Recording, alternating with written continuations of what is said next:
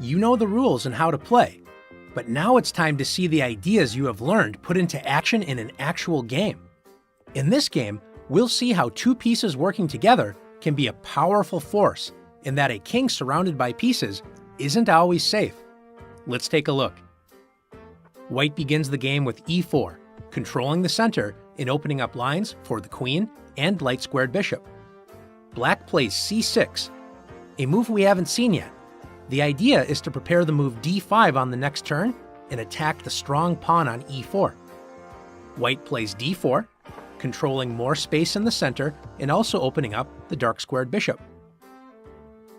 Black strikes back in the center with d5, threatening to capture the pawn on e4 on the very next move. When the opponent threatens to take one of our pieces, it's natural to feel worried. Remember, it's okay to make even trades, such as a pawn for a pawn. What you don't want is to give away your pieces for nothing. In this situation, White could push the pawn forward with e5, White could capture the pawn on d5, or, as in the game, protect the pawn and develop a piece with knight to c3. After d takes e4, knight takes e4, White's knight recaptures the pawn and moves directly into the center. Black now plays knight to d7, developing a knight and also preparing the next move, knight g to f6, with the idea that if the knight gets captured, Black is ready to recapture the knight, like that. The drawback to this move is the light-squared bishop is blocked, and also notice Black's king has no moves. We'll take a look and see if that becomes a problem.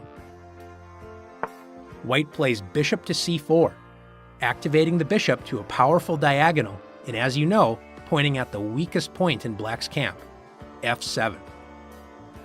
Black plays knight g to f6, attacking White's knight, and White plays knight to g5, avoiding the knight's attack and joining the light-squared bishop in attacking the f7 square.